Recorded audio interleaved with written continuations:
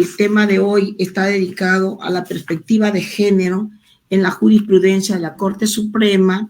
Yo quería hacer una acotación en el sentido de que si bien hablamos de la Corte Suprema, finalmente voy a hacer referencia a unas cuantas disposiciones que tienen que ver sobre todo con el tema de la materia penal, ¿ya? Que es la especialidad que yo trabajo, ¿no? Sin dejar de lado lo que es un enfoque constitucional y convencional acerca del tema. Bien, en primer lugar, yo tenía unas diapositivas, no sé si las podríamos compartir. A ver, vamos a hacer el tema ahora para compartir las diapositivas, ¿ya?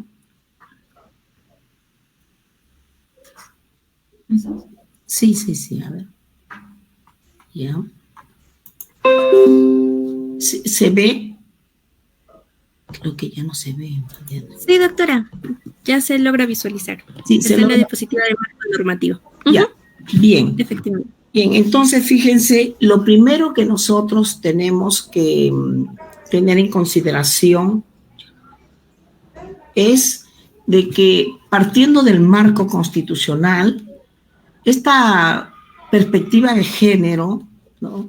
En realidad lo que pretende es lograr la igualdad y que la discriminación, ¿no?, que se traduce en diferentes categorías sospechosas pueda ser finalmente abolida. Claro, porque el mandato constitucional, ya nosotros sabemos que en la evolución de los derechos humanos, estos primeros se han consagrado en las constituciones y posteriormente van a ser introducidas en los tratados de derechos humanos. Es decir, del ámbito doméstico van a pasar al ámbito constitucional. Perdón, al ámbito internacional.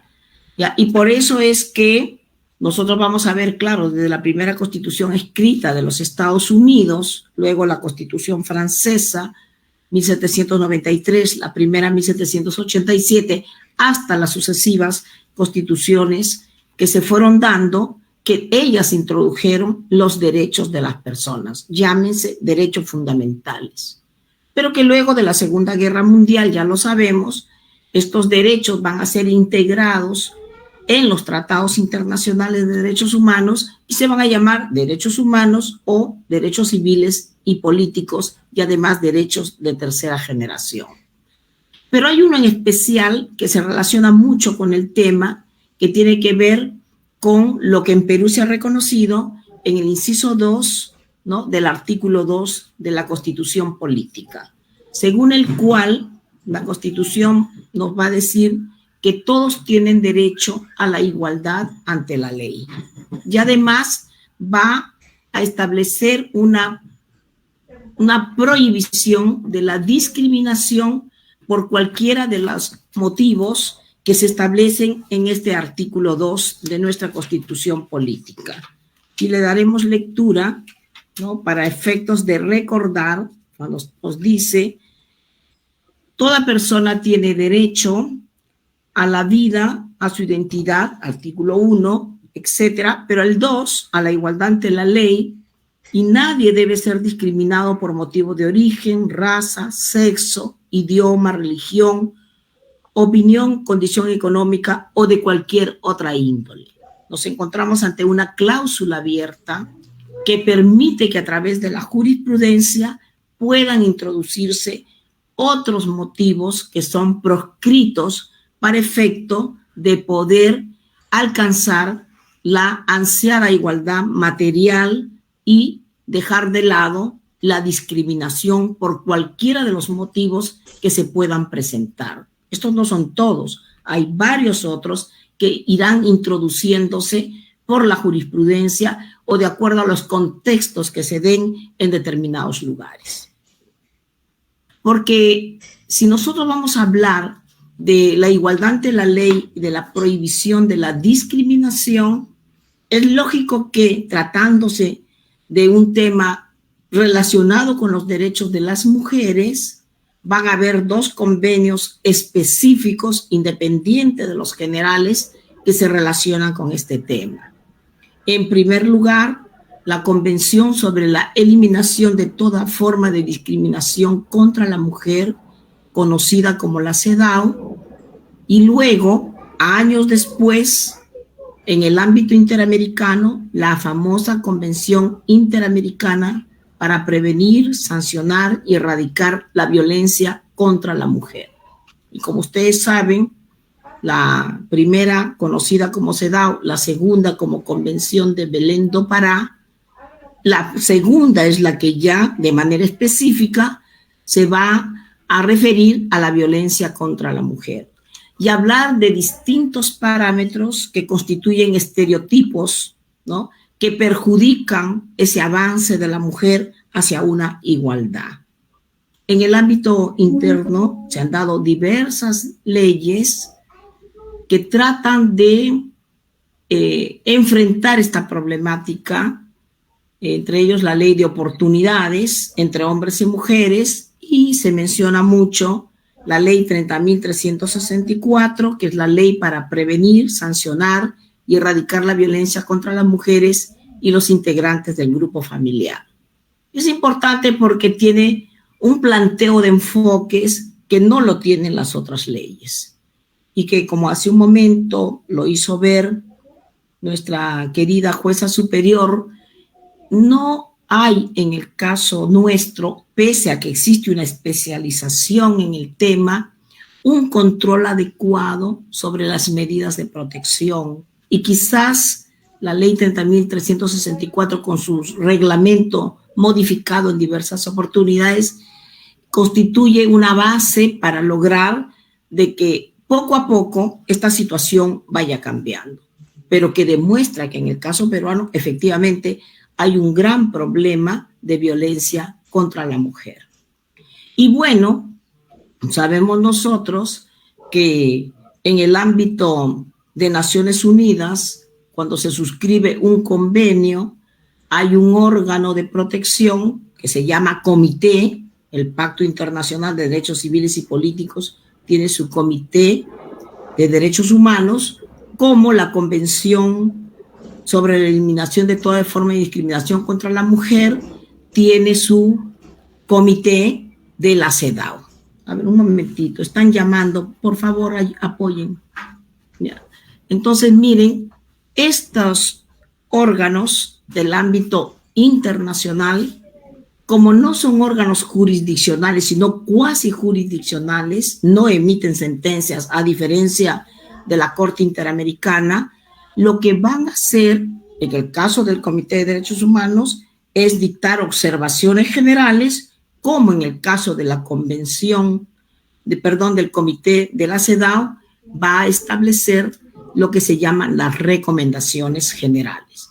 Y con el tema que nos ocupa sobre la perspectiva, cómo juzgar con perspectiva de género, la recomendación general número 33 sobre el acceso de las mujeres a la justicia es un gran instrumento que recomiendo su lectura a todos los alumnos, a todos los que van a llevar el curso que dicta la Universidad Nacional Santiago Antúnez de Mayolo a través de su semillero de alumnos dedicados a la protección, a la difusión, a la promoción de los derechos humanos. Este marco normativo, especificado de manera muy rápida, porque estoy segura de que lo van a abordar posteriormente, nos lleva a una conclusión de que en la Convención para la Eliminación de la Discriminación contra la Mujer no existe el término género, ¿no?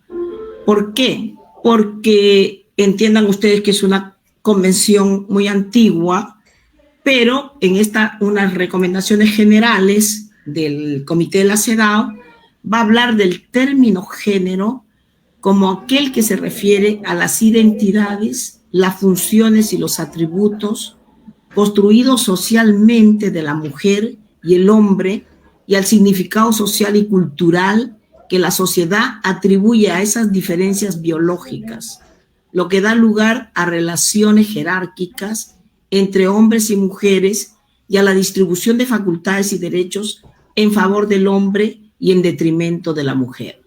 se habla de esa manera de la asimetría de poder que a lo largo de la historia ha ido forjándose siempre para otorgar mayores derechos o mayores prerrogativas a los hombres en detrimento de las mujeres. Y por eso se habla de que se trata de constructos sociales, ¿no?, que afectan particularmente a las mujeres. Hablan del lugar que la mujer y el hombre ocupan en la sociedad, dependen de factores políticos, económicos, culturales, sociales, religiosos, ideológicos y ambientales que la cultura y la sociedad y la comunidad pueden cambiar. Y en esa medida es de que estos instrumentos internacionales apoyados por los órganos, deben ser apoyados por los órganos de justicia y también los otros, sino que estamos en un ámbito específico de juzgar con perspectiva de género, deben de cumplir. Ese es el tema que en realidad se debe lograr poco a poco a través de la capacitación constante y de una sensibilidad especial por parte de jueces y fiscales para lograr este cometido. Ahora bien, se habla también de estereotipos de género, ¿no? Sobre este punto, la Corte Interamericana ha tenido diversos pronunciamientos, ¿no?, donde en su jurisprudencia ha señalado que los estereotipos consisten en una preconcepción de atributos, conductas o características poseídas o papeles que son o deberían ser ejecutados por hombres y mujeres respectivamente, y que es posible asociar la subordinación de la mujer a prácticas basadas en estereotipos de género socialmente dominantes y persistentes. Claro, los estereotipos de género se han ido construyendo a través de la historia y, por supuesto, van a tener influencia en todos los aspectos. Y cuando los conflictos llegan hacia el Ministerio Público o hacia el Poder Judicial, se requiere, pues, resolverlos bajo una perspectiva de género. Esta perspectiva de género, como ya se mencionó, constituye una técnica o instrumento para conseguir la igualdad entre mujeres y hombres.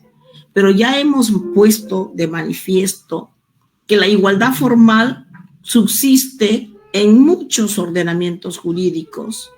Nada le cuesta al Poder Legislativo emitir leyes en las cuales se diga que hombres y mujeres tienen los mismos derechos, las mismas oportunidades. Pero sabemos que materialmente eso no es cierto por diversas situaciones que se vienen dando, ¿no? Y por lo tanto, hablábamos de la ansiada igualdad material. Y claro, nosotros estamos viendo también de que en esta perspectiva de género existe ya de parte de los poderes judiciales a nivel mundial una tendencia a utilizar en los juzgamientos y en las decisiones judiciales la perspectiva de género. Por eso es que la ley 30.364 habla de un enfoque de género. El protocolo del Poder Judicial, ¿no?, que deberían de tener siempre presente, hace mención también a esta perspectiva de género, ¿no? Se va a decir que hay una transversalización del tema y que el enfoque de género es una técnica, ahí les he colocado, que debe incorporar al quehacer jurisdiccional, o sea, a la tarea que cumplimos los que impartimos justicia, se debe ahí incorporar con la finalidad de corregir la asimetría de género existentes en la realidad, trasladada al ámbito judicial, para lograr un estándar de imparcialidad y trato igualitario a través de una nueva forma de análisis de la evidencia probatoria, de notar cómo determinados hechos o incluso normas afectan de manera distinta a los hombres y mujeres. Y en ese sentido, como les decía, se está llevando a cabo toda una revolución, digamos, en el ámbito judicial para establecer el juzgamiento con perspectiva de género. Y de eso se pueden dar razón cuando en distintos poderes judiciales se están estableciendo documentos que tienen que ver con esta temática. Por ejemplo, y para conocimiento de ustedes, y lo pueden bajar porque vamos a llevar este diplomado, existen las guías para la aplicación sistemática e informática de lo que establece ahí en Colombia. Como en México, existe también un protocolo para juzgar con perspectiva de género. En Bolivia también tenemos un protocolo para juzgar con perspectiva de género. Argentina y México, que en realidad son países que llevan la delantera a otros países de América en relación al tema, también tiene su documento que se llama Administración de Justicia y Perspectiva de Género. Es decir, esos son solamente unos ejemplos que se han traído de Colombia, de México, de Bolivia, de Argentina, pero que no son los únicos. Hay muchos países. Yo fui a Puerto Rico y la verdad me quedé bien sorprendida de ver cómo abordan toda la problemática relacionada especialmente con los temas de violencia de género, ¿ya? Y en el caso peruano, ¿no?, también se ha establecido que se debe contar con instrumentos que permitan a los jueces juzgar e impartir justicia con perspectiva de género. Y en ese sentido, miren, el protocolo de administración de justicia con enfoque de género del Poder Judicial es un documento sumamente relevante, porque ahí, cuando se empieza a hacer el análisis del tema, nos va a proporcionar diversas orientaciones a los magistrados, ¿no?, para sensibilizarnos en el tema y poder impartir justicia bajo una perspectiva de género. Y también se ha complementado con otros documentos, entre ellos las herramientas para la incorporación del enfoque de género en la argumentación judicial. A mí me parece correcto, porque finalmente lo que vamos a hacer nosotros, ahí, perdón, dice que esto finalizará en 15 minutos, a ver si me confirman ese dato. ¿Se escucha, por favor? Sí, doctora, se le logra escuchar. Efectivamente parece que en 15 minutos va a iniciar la plataforma. Ah, ya, entonces tengo ese tiempo para poder avanzar, ¿no es cierto?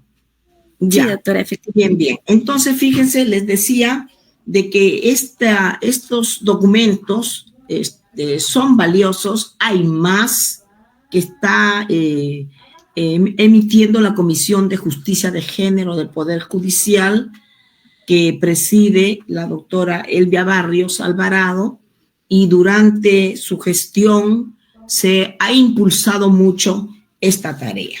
Claro, el acuerdo de la Sala Plena fue el número 141/2016, en el cual se estableció como una política transversal de la institución la incorporación del enfoque de género en todos los niveles, no solamente en la Corte Suprema, pero claro, entendemos que desde la forma piramidal en que se imparte justicia en el país, si bien es cierto, todos los jueces tenemos la misma potestad de impartir justicia, también lo es que en la Corte Suprema se van a fijar los criterios últimos que van a ser vinculantes para todos los jueces. Y de ahí es un acuerdo importante que la Sala Plena, como órgano deliberativo del Poder Judicial, haya establecido esta política. Bien, y aquí en este documento del Protocolo de Administración de Justicia se habla de las etapas para incorporar el enfoque de género en la labor jurisdiccional, que consta de 6 pasos. Y te va explicando qué hacer en cada paso, que eso es lo importante de este documento, que creo que debería ser objeto de talleres por parte de nosotros los jueces para poder establecer esta dinámica importante de impartir justicia. Entonces, en primer lugar, se debe hacer un análisis preliminar del caso, claro, teniendo en consideración el modelo, la materia, ¿no?, el lugar, etcétera. Luego te pide que se te determinen desigualdades, ¿no? ¿Por qué? Porque estamos hablando de lograr la igualdad y por lo tanto este paso 2 es muy relevante porque está hablando de determinar situaciones de desigualdad entre las partes. Y claro, para eso se tiene que establecer si hay relaciones asimétricas de poder y cómo se manifiestan. Y por eso es muy importante el acuerdo plenario de la Corte Suprema, el 1/2011, CJ 116, cuando hace un análisis de cómo se debe valorar la retractación de la víctima en los delitos de violación sexual. Y uno de los puntos que se tiene que ver es de los probados contactos de la víctima con el agresor, que generalmente en el entorno familiar o en otro entorno denotan y ponen de manifiesto esa asimetría de poder. Entonces, ¿cómo se manifiestan? Una persona, si es el padrastro, y ejerce influencia sobre la madre y a su vez sobre los hijos.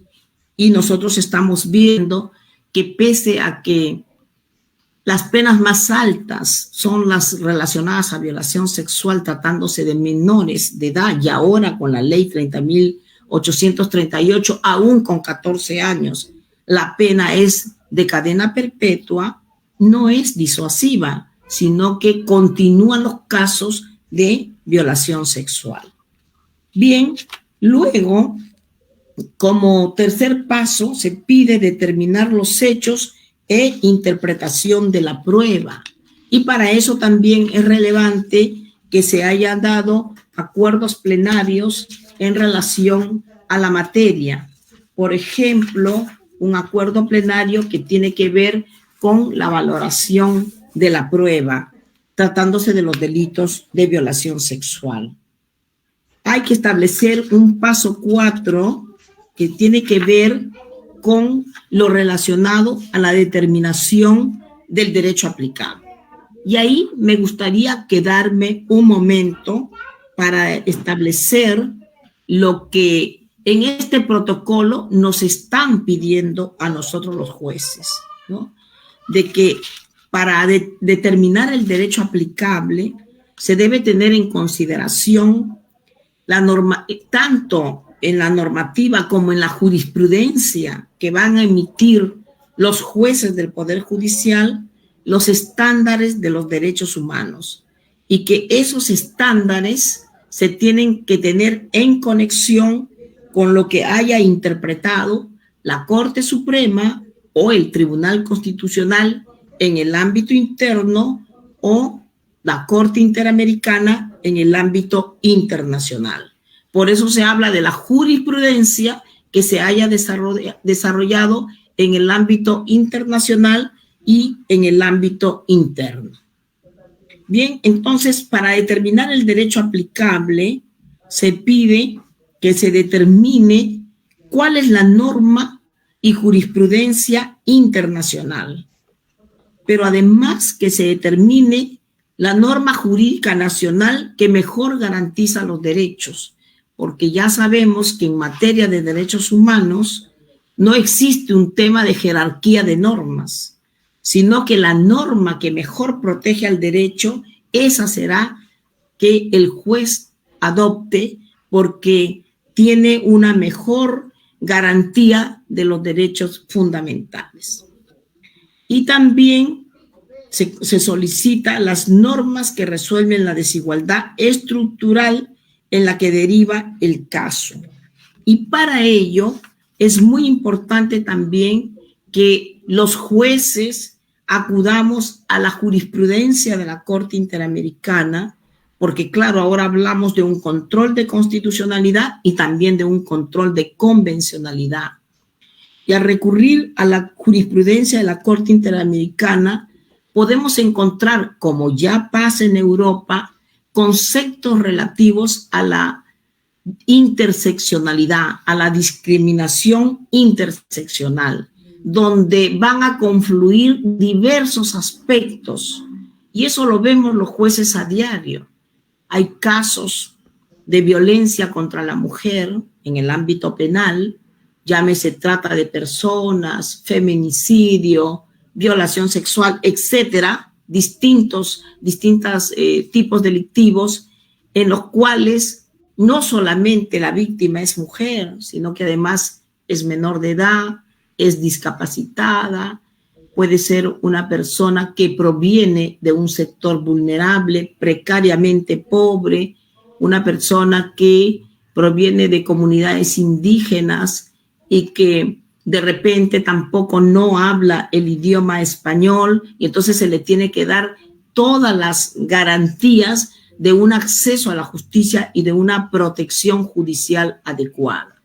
Y de ahí que la Corte Interamericana, en los casos de discriminación estructural basada en distintos elementos que convergen, que vuelven a la persona aún más vulnerable, ha establecido en este caso el deber de diligencia reforzada que deben tener tanto el Ministerio Público como el Poder Judicial al momento de procesar los casos. Bien, esto es bien interesante porque, por ejemplo, cuando estaba leyendo este protocolo de administración de justicia con enfoque de género, nos decía, por ejemplo, que cuando se identifique la norma jurídica que vamos a aplicar al caso en concreto, se debe identificar aquella norma que se ha evaluado y ha sido analizada previamente por el Tribunal Constitucional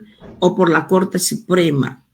¿Por qué? Porque no podríamos como jueces aplicar una norma que ha sido declarada inconstitucional por el Tribunal Constitucional, o que los jueces en un acuerdo plenario determinen que se inaplique a los casos específicos por ser inconstitucionales, como pasó con el acuerdo plenario 4/2016, que tiene que ver con la responsabilidad restringida y aquellas exclusiones al artículo 22 que estableció el Código Penal deberían declararse sin efecto por ser inconstitucionales.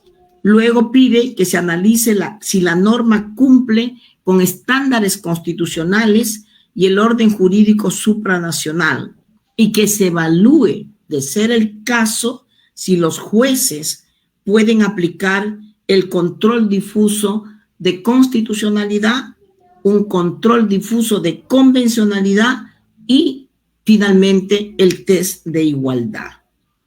Y miren, además pide, y este es un tema que ha entrado con el Código Procesal Constitucional, porque ustedes saben que no hay un principio pro persona explicitado dentro de la Constitución o en alguna ley. Eso está en la Constitución mexicana, el principio pro persona.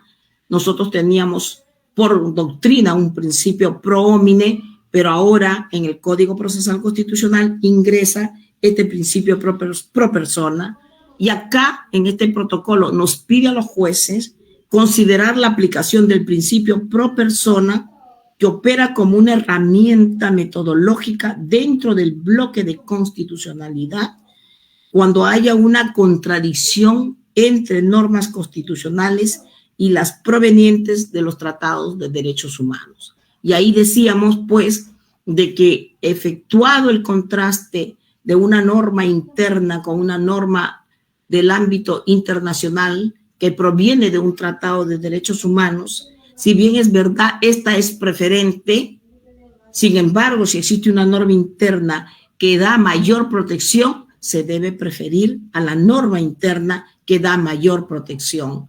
Ese es una norma, un principio que nosotros debemos tener en consideración. Y entonces aplicar el test de igualdad tampoco es algo sencillo, y con lo cual hay que hacer una reflexión. Se nos pide a los jueces que apliquemos normas internacionales, que se aplique la Constitución sobre las normas de menor rango. Es nuestra obligación, porque la Constitución es la norma fundamental. El tratado muchas veces está en la propia Constitución, prima sobre el derecho interno, pero claro, estaremos todos los jueces en las condiciones de hacerlo.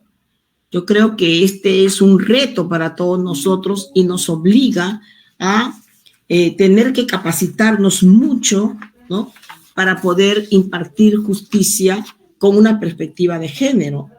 Y, por ejemplo, trataríamos en todo lo posible de evitar algunas argumentaciones, como es el caso de, lamentablemente, una sentencia que se emitió y que trajo como consecuencia la suspensión como medida disciplinaria de unos magistrados, cuando se dijo, por ejemplo, en un párrafo, que la máxima de la experiencia señala que esa prenda relacionada a una ropa interior con bobos, que esa prenda es usada para ocasiones de intimidad, lo cual desvirtuaría un escenario de agresión sexual. También desvirtuaría el peritaje que dice que la mujer es tímida, en el sobreentendido que solo una mujer atrevida llevaría ese tipo de prenda. Claro, esos razonamientos no son admisibles, ¿no?, bajo una concepción de juzgar con perspectiva de género. Porque, por ejemplo, en mi caso, cuando veo los casos que llegan, y en realidad no parece que se está juzgando al agresor, sino que se está juzgando a la víctima. Y entonces yo recuerdo a mis compañeros, estamos juzgando a los agresores, no a las víctimas de una agresión sexual. Y por eso es que el acuerdo plenario 1/2011 y otros de la Corte Suprema, que son muy importantes, nos hacen recordar, ¿no?, de que el pasado de una víctima, no tiene relevancia en un caso, porque lo que se está conociendo es un caso en particular, y sobre él, con la prueba que se actúe y con el criterio, la garantía de la imparcialidad que debe tener un juez, se tiene que resolver.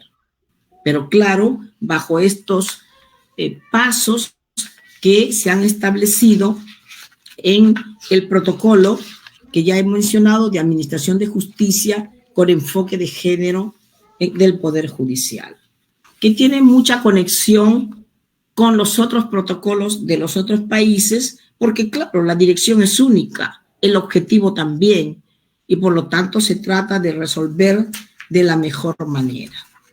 Ahora, en cuanto a este juzgamiento con perspectiva de género, cierto es, como les dije, que todos los jueces impartimos justicia, pero que claramente quien al final va a decir los temas en la justicia ordinaria son los jueces de la Corte Suprema. En la justicia constitucional será el Tribunal Constitucional, y en la justicia internacional, digamos jurisdicción internacional, jurisdicción constitucional y jurisdicción ordinaria, en la jurisdicción internacional lo será la Corte Interamericana de Derechos Humanos en el ámbito del sistema americano, como también lo pueden ser los comités en el ámbito del sistema de Naciones Unidas. Bien, entonces es una tarea fuerte la que tenemos, pero como era la Corte Suprema la que está destinada a ser el punto de vértice de lo que es la jurisprudencia en el Perú, estimo que los acuerdos plenarios van en esa dirección para establecer un juzgamiento con enfoque de género. Y si se trata de ver sentencias, recomiendo ingresar al link de decisiones de la Corte Suprema, donde se abordan los temas de feminicidio, de trata de personas, de violación de menores, de niñas, de discapacitados, con una perspectiva diferente. Cuando yo leo las sentencias 15, 20 años atrás y las comparo con las que ahora se ven, por supuesto que se advierte el cambio, es diferente.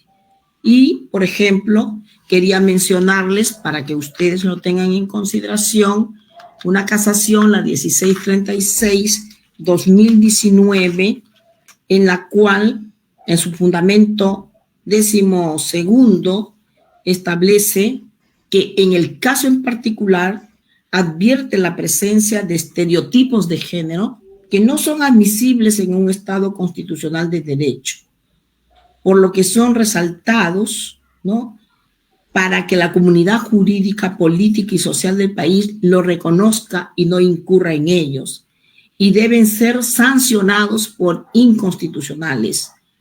Y se remite a su vez a una casación, la 815-2018 de Puno, en la cual también se estableció que los estereotipos de género no se deben permitir por parte de los abogados que presentan los casos, los miembros del Ministerio Público o quizás por alguno de nosotros los jueces al momento de resolver.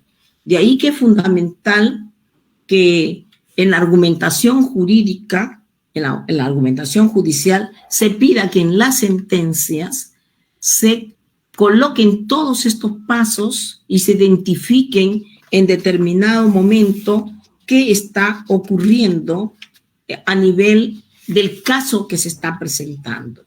Y, como se dice en esta casación, de ser el caso, colocarlo, visibilizarlo, para que sirva de una proyección a futuro, porque una sentencia tiene mucha importancia si es que está bien estructurada y sienta criterios que en el futuro van a servir para toda la comunidad. La perspectiva de género, para ir concluyendo, porque ya de repente el tema de la pantalla está por agotarse, ha sido también abordada en diversas sentencias de la Corte Interamericana. Y casi siempre tiene que ver con esa sensibilidad que deben de tener los que imparten justicia. Nos piden mucho a nosotros los jueces que tengamos una especial proactividad para juzgar estos tipos de casos, ¿no? Por ejemplo, en el famoso caso Campo Algodonero, ¿no?, versus México, que es un prototipo de sentencia y que mereció un premio internacional. En el fundamento 502, la Corte Interamericana dice lo siguiente, ¿no?, que el Estado debe continuar con la estandarización de todos sus protocolos, manuales, criterios ministeriales de investigación, servicios periciales y de impartición de justicia utilizados para investigar todos los delitos que se relacionan con desapariciones, violencia sexual, homicidios de mujeres, conforme el protocolo de Estambul, el manual de prevención e investigación efectiva de ejecuciones extrajudiciales, arbitrarias y sumarias de Naciones Unidas y los estándares internacionales de búsqueda de personas desaparecidas con base en una perspectiva de género. Ya saben que ustedes en ese caso desaparecieron mujeres y se dieron muchos estereotipos por parte de la policía para aceptar las denuncias y para poder investigar los hechos. Y por eso es que aquí se dice, hay que ser diferentes, hay que actuar de manera diferente. Y siempre van a hablar de la perspectiva de género. En un caso nuestro, que es el caso Espinosa González versus Perú, Se dice que, como se ha dispuesto en otras oportunidades relacionadas con este tipo de casos, tanto la investigación como el proceso penal consiguiente deben incluir una perspectiva de género, emprender líneas de investigación específicas respecto de violencia sexual a fin de evitar omisiones en la recolección de pruebas, así como posibilitar a la víctima información sobre los avances en la investigación y proceso penal de conformidad con la legislación interna y, en su caso, la participación adecuada durante la investigación y el juzgamiento de todas las etapas. Y entonces, el deber de diligencia de las autoridades internas, llámese Ministerio Público, Poder Judicial, que son fundamentales en el rol de la impartición de justicia, requiere de fiscales y de jueces que sean proactivos, que no omitan, ¿no?, la admisión de pruebas que son relevantes para el esclarecimiento de los hechos. Hace poco hemos tenido un caso muy singular donde, porque la jefa de la oficina del Ministerio Público se negó a hacer una pericia psicológica, la sala absuelve al acusado, porque dice que el Ministerio Público no fue diligente al momento de ofrecer este medio probatorio y remite copias para que investiguen y sancionen disciplinariamente a la jefa del Ministerio Público, porque ella, en tiempos del COVID, pedía de que las víctimas se hicieran, y toda su familia se hicieran la prueba contra el COVID, que en ese momento costaba como 300 soles, que tuvieran espacios adecuados, grandes, ventilados, para poder ir a hacerle el protocolo de pericia, la pericia psicológica, como si en realidad la sanción disciplinaria tuviera que ver con el esclarecimiento de la verdad de los hechos. Simplemente terminó absolviendo a la persona. Miren ustedes cómo la falta de diligencia, del deber reforzado de parte de los operadores de justicia puede generar en determinados casos impunidad. Y creo que no es tarea de los jueces y de los fiscales llegar a esos extremos. Bien, yo quisiera ir concluyendo y agradezco de manera muy particular a la Universidad Nacional Santiago Antúnez de Mayolo. Sé que esta tarea de la impartición de justicia con perspectiva de género tiene que seguir avanzando, requiere de una especialización en el tema constitucional de derechos humanos, de los tratados específicos de las mujeres, muchos tratados que se están dando para los sectores vulnerables, temas de discriminación estructural, etcétera. Pero nosotros, al hacer el juramento de llegar a impartir justicia, hemos decidido hacerlo y así debe ser. Bien, son las reflexiones que he querido hacer llegar a ustedes en esta tarde.